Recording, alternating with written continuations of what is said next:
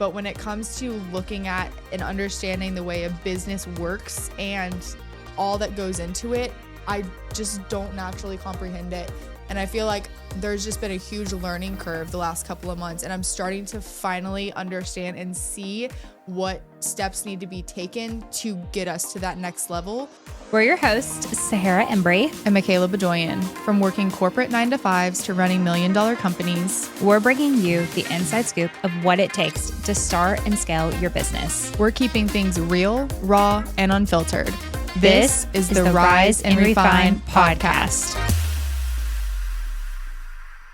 Welcome back. Happy Monday and Happy New Year. We're so excited. Can't believe it's 2026.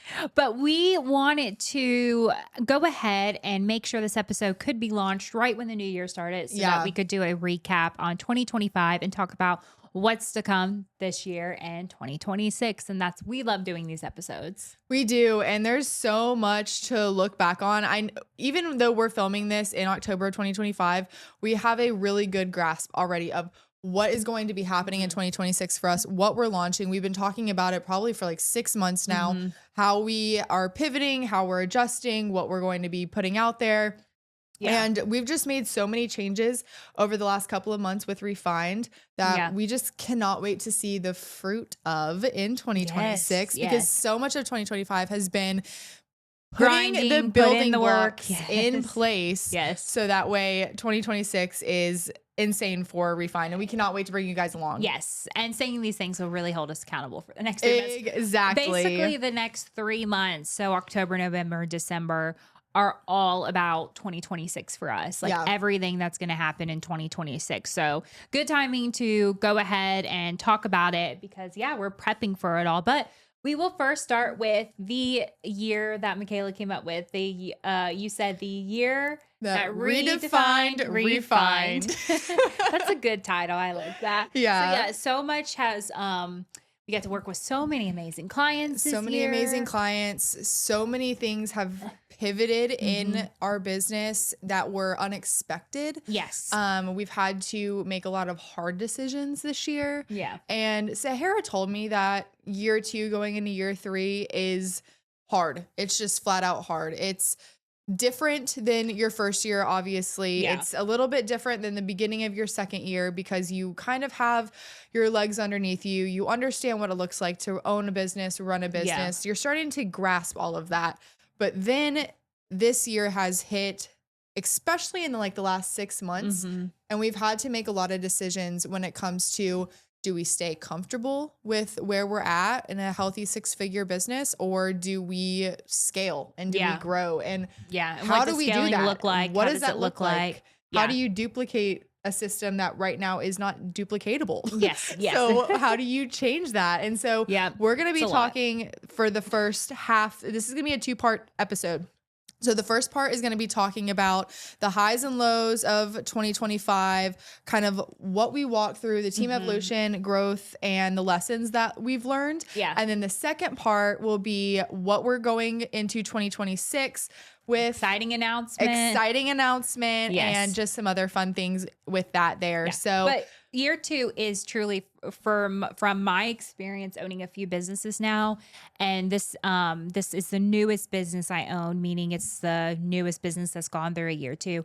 I told Michaela this beginning, year 2 is the hardest. I mean, year 1, it's exciting. Just any client that you gain is exciting. Year 2 is like, how do you keep it consistent and scale at the same time, but you don't get the reward of what you're trying to scale yet. And so year 2 is a lot of mental it's very mental and lows, mostly lows. Year 2 is a very tough year for a lot of business owners. So if 2026 is your year 2, we see you, we hear you, we feel you, we feel your pain. Yeah, it's very hard year 2 for any business. But year 3, it's and I told her this, year 3 starts to pick up and it's really exciting. Year 4 is my favorite. But year 3 starts to pick up. By the time that this launches, we'll be 6 months into our year 3. Right now, we are almost 4 months into year 3. And there is a shift. There's a huge mental shift that's happening. And just I'm actually Sahara is very systems driven. She understands processes. She can look at a workflow and it makes sense to her. Mhm. That's not the way that my brain works. My brain it's very creative in the sense that I naturally just don't like form and function. It's funny though, because I am very type A. I'm very organized in that way. Yes. I like my structure. I like, I'm a recovering perfectionist. I like to joke. But when it comes to looking at and understanding the way a business works and all that goes into it, I just don't naturally comprehend it.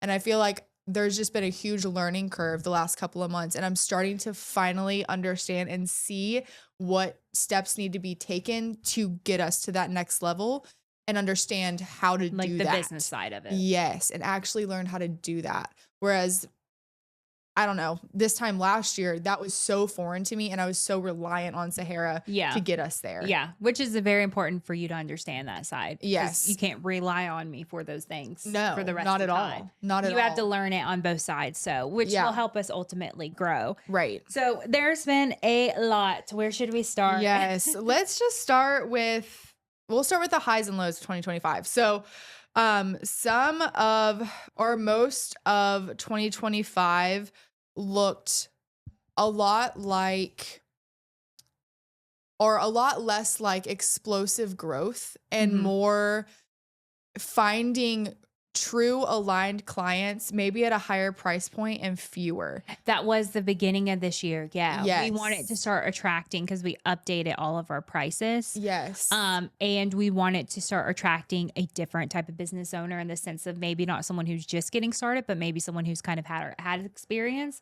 and And is kind knows of the leveling value up. of what we provide. We didn't want Yes. that to be a conversation that had to be had over and over and over again. Yeah. And so We had to completely shift what we were posting, totally shift. our strategies, our website, everything. We had to completely. So there was like a time where it was very slow because anytime you're trying to attract a new type of client, your marketing has to adjust, your sales pitch has to adjust, and that takes time. Yes. So the first 2 months of 2025, I was like, it was oh like, shit, we have no oh, shit. clients. Yeah, we were like, I was holy freaking out. cow. And certain clients that we had wrapped up in 2024 going into 2025, or we were wrapping up at the beginning of 2025, it was like they were in that latter half of they were newer business owners. They understood the value of branding, but they were large projects. Mhm. And so it took a larger amount of time. Whereas when 2025 first started, we landed a couple clients very early on Mhm. in the January, February months where it's like we did not have clients. However, they were not ready in the way that we needed them to be ready to actually So start their their projects project. drug out. Yes. Yes. And that was on us for not clearly communicating of what was necessary up Yeah. front. So because of those client experiences, we've actually refined our own creative direction process just in like the last Yes. 8 months. Yes, Which is we've wild. started to set boundaries. See, we don't have everything figured No, out. we really don't. We definitely don't. But we started to set boundaries with clients this year. We started to tell people like, hey, if you don't communicate or respond to us, we put your project on pause. And we we have did to not focus used on to do other that clients. before. No, we didn't. We kind of let them dictate our schedule and when we got Yeah. things done. So we've set a lot more boundaries with all of that, Yeah. which is a huge lesson that we learned in 2025. So that was also a shift to setting those boundaries with clients and being more upfront. But yeah, I mean, we had to change our marketing and adjust it and start attracting a different type of client, which it finally hit Yes, it after a did. few months, but it was did. scary there for a moment. I was like, March, we landed like 4 or 5 very high ticket clients. Yes. And we were like, holy cow, okay, everything is starting to pay off. Everything is starting to fall into place. But it did. It took about, 8 to 10 weeks for us to see that click, Yeah. that switch. yes. So, I mean, it was a little scary there for a second. Yes, it was. But that's the unpredictability of owning a business. That is what it takes. Yeah. And that's Yeah. a lot of the times of what you don't see when you see the perfect little curated squares on Instagram or the perfectly edited reels. Yeah. It's like Yeah. you don't see all of the stuff that's happening behind the scenes to get that content out or to get that Yes. project done. And I told Michaela, realistically, because you got down a lot this year, I was like, okay, 1, are we in debt as a company? No. Yep. Most companies are in debt. 2, did you get paid this year? Yes, did. you did get paid a very healthy salary for second year in let's business. go ahead and share it just for full you can if you transparency. want. It's 70,000. Yeah, 70,000, which Yes. heck yeah. So like, heck yeah, I'm able to pay myself. yeah, you got paid $70,000 as a designer this year. Yes. 3, did we lose money? No. I said, if No. we accomplish those 3 things money-wise, it doesn't matter. In year 2. Yeah, in year 2, then we're good. You have to stop comparing yourself and thinking you should be a millionaire already for year 2. That's not reality. And you have to be thankful that you are even making a salary in business this year. So those are kind of the 3 money-wise where I was like, if we can accomplish those 3 things, no debt, we don't have to take out any debt, you get paid for the design work you're doing, and we don't lose money, then that is a very positive for year 2, very positive, realistic. Yes. So that was like the money wise, that was something that we learned. And I think sometimes you just compare yourself, and you see so many like business owners being like, oh, my first 10K month and my first, you know, $1 million. It's like, okay, the reality of that is their expenses, their debt, their profitability, their time. Like there's so much more than just a figure on it. Yes. And we cannot drive that home enough. And we don't like to talk about the money side of Refined. I don't like to share those little bits, but like that was huge for me. For me to be able to cut myself a salary, that was a big goal of ours when we started Refined. Yeah. And the fact that it actually happened this year, it's like, okay, pat ourselves on the back. Yes. Let's keep going. Something is working. Yes. And there's definitely pieces like, do we know every metric or stat that goes into our business? No. Are we working to understand what those numbers mean and actually get them on paper? 100%. Yes. Yes. But you got to live by the day to day. That's what this year has been. Live by the day to day. Has it taken us 2 years to fully understand what the heck, how to track any of that stuff? Yes. And so when you see the stuff online, it's like, yes, these are the projects that are going out. This is the work that we're doing. This is our mindset. This is how we think.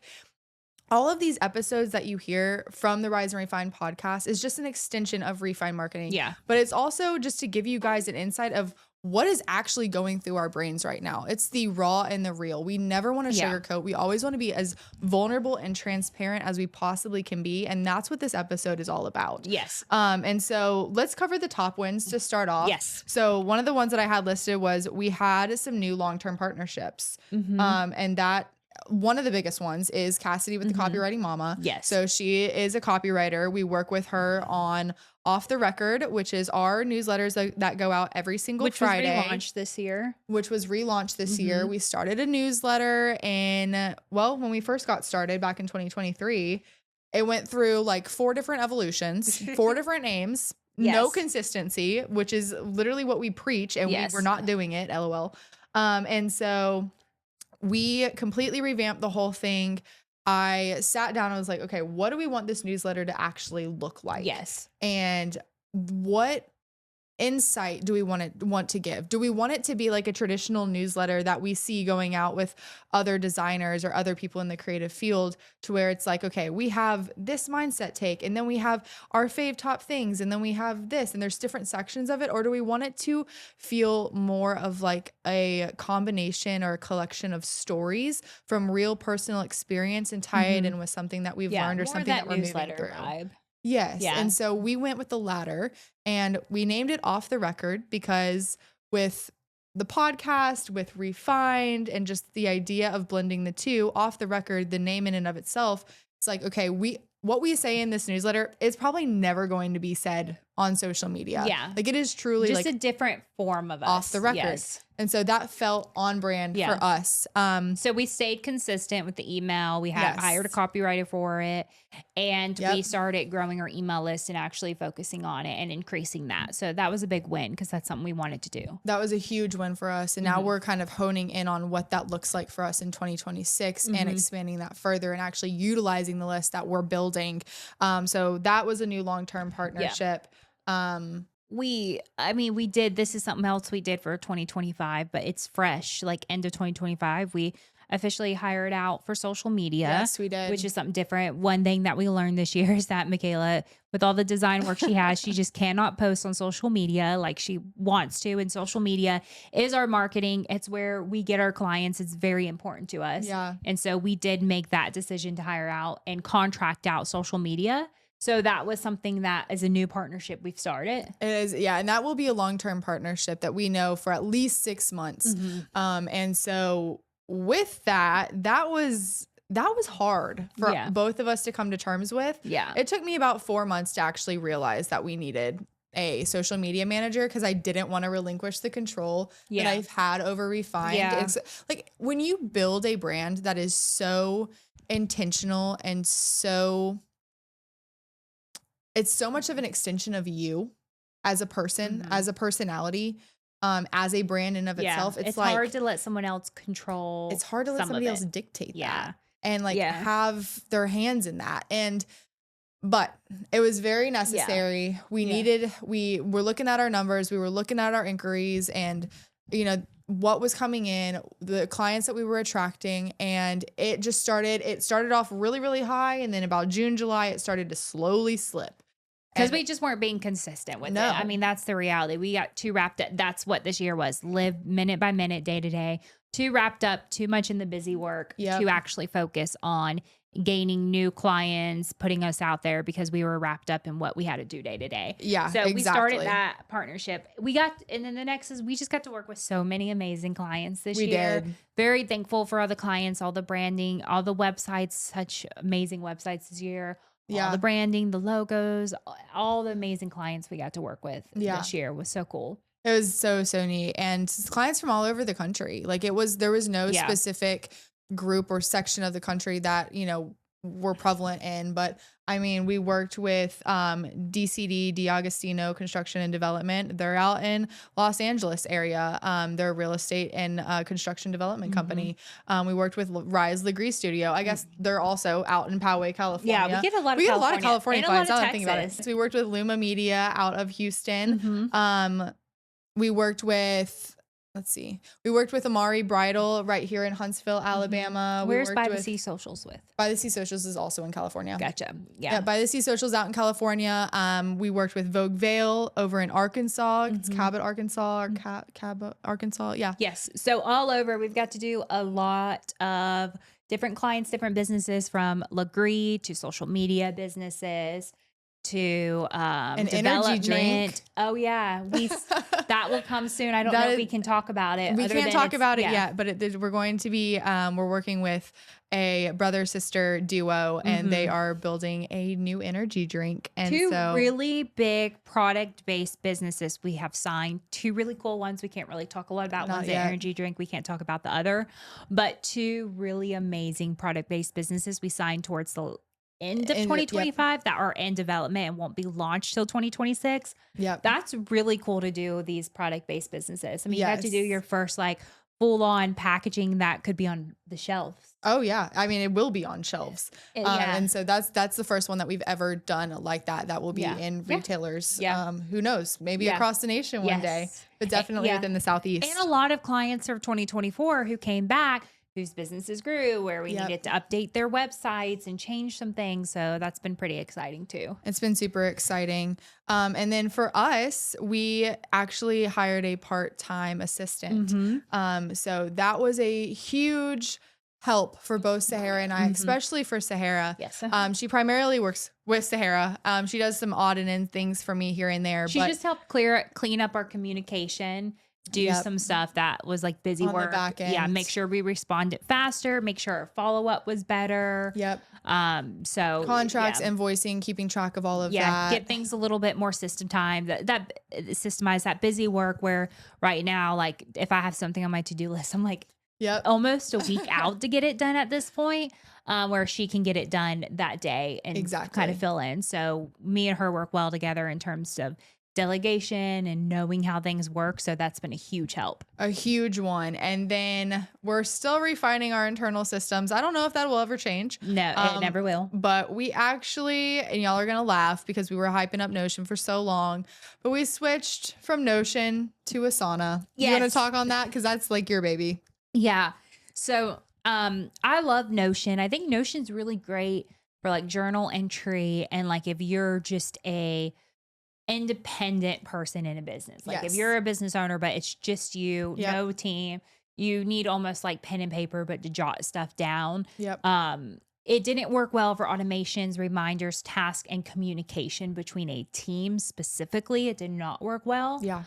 So we made the decision to go from Notion, which we still recommend Notion for, like I said, for if you just need it by yourself. Yep. But we switched to Asana, which I love so far. I know you haven't been in it as much. I love it so far. Oh, really? You have been in Yes. it more than I thought. Yes. No, I mean, we use Asana. So we have a whole podcast board for the Rise and Refine podcast. Yeah, I yeah. guess it's called Project. I don't really know the names of everything yet in there. But it is in there. It's But a lot more structured. it's so much more structured. And personally, I am a huge list girl. I make lists for everything. And so we are actually, by the time that this launches, this will be in full swing. We'll be using Asana fully for Refine marketing. Yes. But right now we are actively building out all of the Client templates work and the day-to-day with the clients and stuff, so that we can communicate as a team better. But it's all Yeah. right there, and we can track the process. We can click it off. Yeah. We can make notes, and we can all be on the same page. Whereas right now we were kind of relying on that within Yeah. Dubsado. And Yeah, it keeps communication all in one place. You can message through it. It's amazing. You could technically connect it with Slack and Slack each other. There's so much we haven't even touched yet. Yeah. We launched this like 2 months ago, but specifically for me too, it just organizes all my companies better to keep all communication in one place, but be able to Yeah. dictate between my day to day.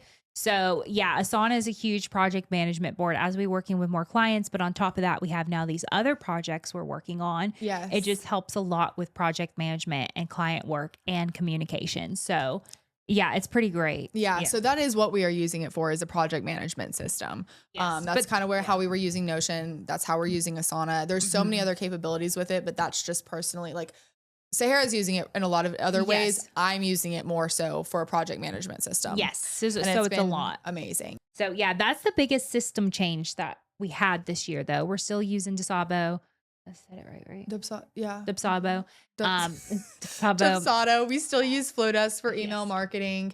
Obviously using the Adobe Creative Suite for all graphics and brand design, Yeah. brand identity, Canva for quick graphics here and there. You're still a show it girl for websites. Oh yeah. So we're actually in the process of becoming a design partner yes. for Show It. Yes. So that's awesome. And then working a lot more with actually building sites out in Shopify as well. So not too many system changes, but we have gotten more organized within the systems we already have Yep. versus always trying to find a new one. Asana was just that necessary change that we needed to make. Yeah. It just works better for my brain. Truly. I can see Yeah. everything in one place. Yeah. I was not. Sahara would be like, "Are you in Notion? Are you doing anything in there?" I'm like, "No, it's all on paper again." And she would get so mad at me because that's just not how I work. That's just not how I function. And I don't comprehend things in that way.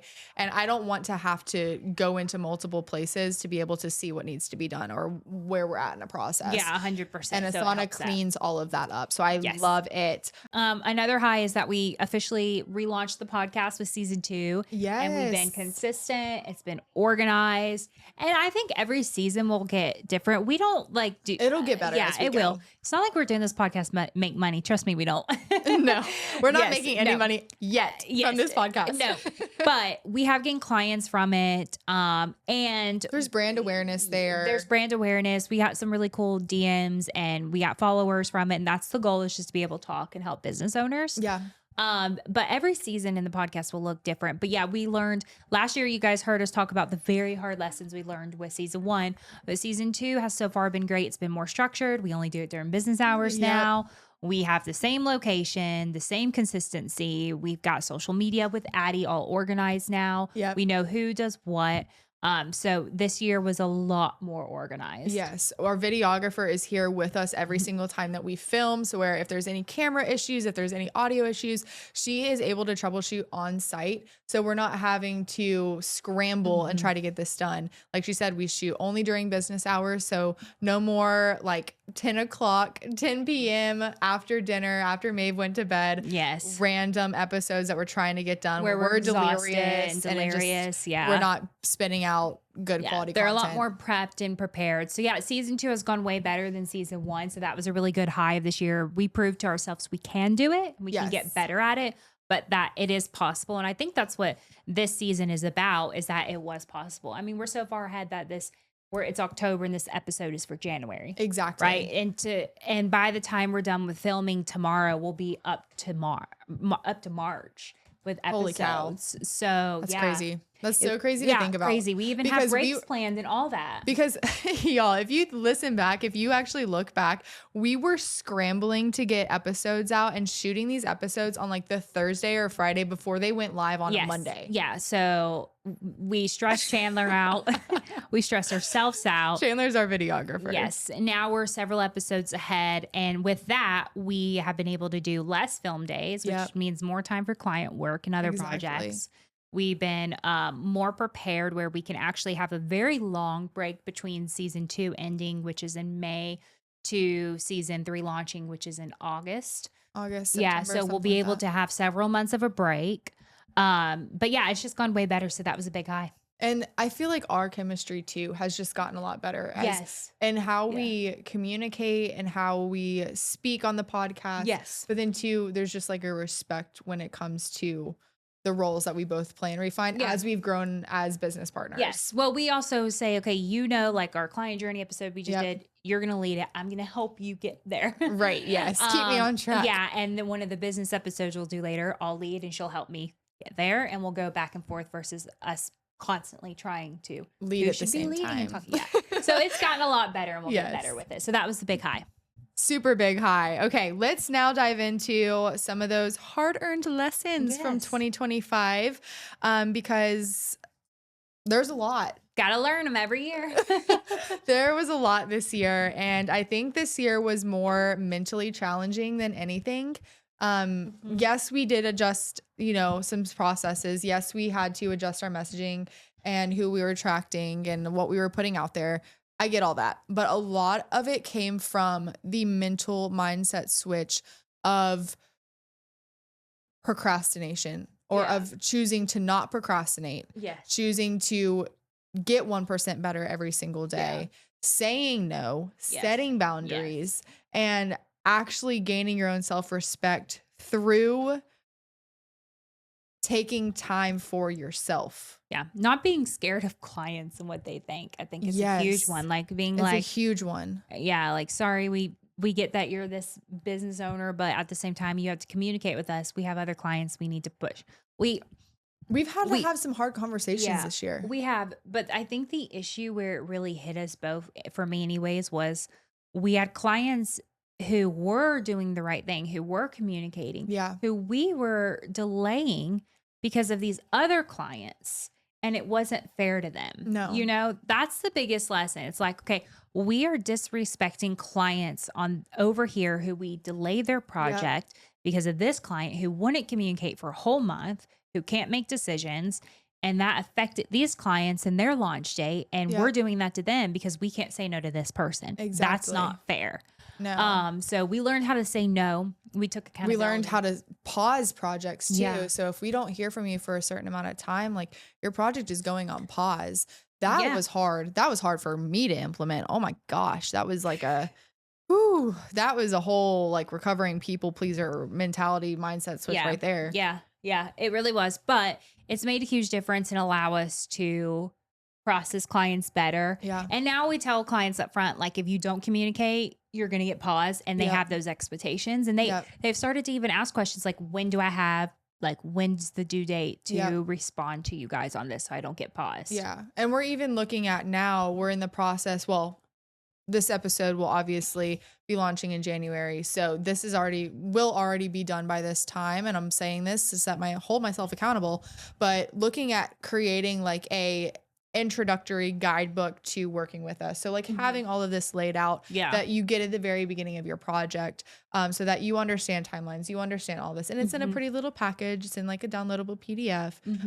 But that way everything is laid out for our clients up front, and there's no more of the second guessing or the questions that are a little bit more repetitive. And this would be able to answer all of those. Yes. So again, just learning lessons. Didn't know that we needed that at the beginning. Now we're going to be having that and being able to present that to clients. A learning lesson with that too was that we stopped doing website in a week.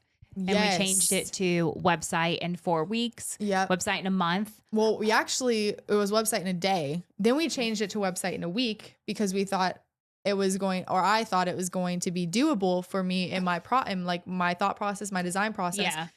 Then I realized it's not doable No. for me. Yeah. And I Well, just don't yeah. work off of like, I don't work off of like a fast design process. I don't No, like that yours is more trend is not for intentional. us. No. Well, your websites are a little bit more custom, a little bit more intentional. Yes. And so yeah, those don't work because then what happened was we put all of our other projects basically on pause to get that one website done. It just affected a lot of the timeline stuff too. It didn't make sense. We are much more custom brand design studio, web design studio. Yes. There's designers out there that have that system figured out. They have those processes in place and they're amazing. If that is for you, go to them. Yes. However, that is not the way that we run things. No, and we had to learn that lesson. So we stopped advertising that and we offer now more of like a website in a month type of thing, which is like a page a week. And yes, it's so, a semi-custom experience. Yeah. 4 pages in 4 weeks. That's kind of the idea. But yeah, so that was a lesson we learned is to just because someone else is offering a product as a designer doesn't mean we have to. Yep. And we need to change it and make it work for us and what we do. AKA, you don't always have to follow trends that are happening in your industry. Stick to what actually works for you, works for your clientele and who you're trying to attract. We had to learn that lesson the hard way, and we spent months trying to figure it out. Yeah. And building web pages, building checkouts, building entire processes around this, and it didn't even work for us in our business model. No. So that was a huge lesson learned. Yeah, we had to come to terms with that. Yeah. Another huge lesson for me, and this is off of the design side of things, but we've talked about it multiple times on this podcast, but setting actual like CEO days. So having those forward facing versus the non-forward facing days. And this all goes back to setting boundaries. I do not take meetings on Mondays and Fridays anymore, like at all. And that was so difficult for me to say no to clients of saying like, yeah, sorry, I don't have a Monday available. Can you meet on Tuesday instead? And I give 2 to 3 different times that I'm available on that Tuesday. That was hard for me to get over because of just, you want to be able to please your clients. You want them to have a good client experience, but that doesn't mean that you have to sacrifice your own personal time that you've set aside for maybe building your own business, working in your business, working on other client projects. You don't have to be at the beck and call of a paying client. Let somebody else dictate your schedule. You have to take control of it. Exactly. So now I don't take any meetings on Mondays and Fridays. And then Tuesday, Wednesday, Thursday are what I call my forward facing days. So I am on stories. You're going to see our FaceTime signature story style during that time. You're going to see more client work, more activity on our socials. And I take client meetings during those days as well. Yeah. So yeah. 100%. just protects my own time. Yeah, getting better at our schedules with clients was just probably the biggest thing we worked on because that's why we kept getting so busy and living in the day today and not able to grow because we weren't dictating our own schedules and we weren't going by like our timelines that we set and setting those boundaries. And it made us not be able to do more. Yeah. And we weren't very good with time management this year on it. No, that was definitely something that we learned a hard lesson on and are actively working to get better with. 100%. One other hard lesson. Yes. And I know we just set it as a high for 2025, but a low was us pausing and relaunching the podcast. Yeah, because we didn't relaunch till... We didn't relaunch until July 28th. Yes. And we paused at the end of February. Beginning of March. Yeah. So we just completely stopped it. Like, and there was completely cut it out. Yeah, there was no like 2 weeks notice kind of thing. It was just we like ghosted everyone. Cold turkey cut. Yeah, it really was. But that was a hard lesson. First, we are both not quitters. Yeah. So almost to a fault sometimes. Literally almost to a fault. For us both to make the decision to quit it and fully take a rest, but then also to make decision to come back and make sure we could do it. That was a very tough lesson. It was. I think that's where we also really started learning about boundaries. It was. And I think it almost opened our eyes to clients and other stuff as well. Oh yeah. I think pausing the podcast opened our eyes, almost like took the cover, took the veil off from over our eyes of all of the issues that were happening within Refined. Yeah. And like the podcast is an extension of Refined, like we've said. And so once we took that away, it was like, oh my gosh, there's a siren here, there's a fire over there, there's this over here. Yeah. And it was like, holy cow, we Yeah. have got to get our house in order before we add anything more to our plate. Yeah, And 100%. those 4 to 5 months that's exactly what we did. We have to be better at planning, and we have to be better at time management and organization and scheduling and set better expectations and do these things and take responsibility and actually like just be better. Yeah. So, I mean, you can't make changes to something if you haven't taken the action. Yeah. So I'm proud of us for starting in season 1 and actually doing it, trialing it, figuring it out, learning all the hard ways and all the ways to not run a podcast.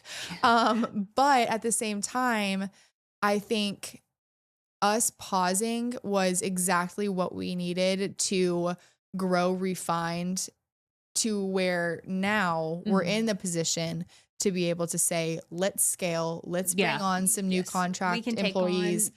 We can take on more. We can build out the passive income side in the way that we want to.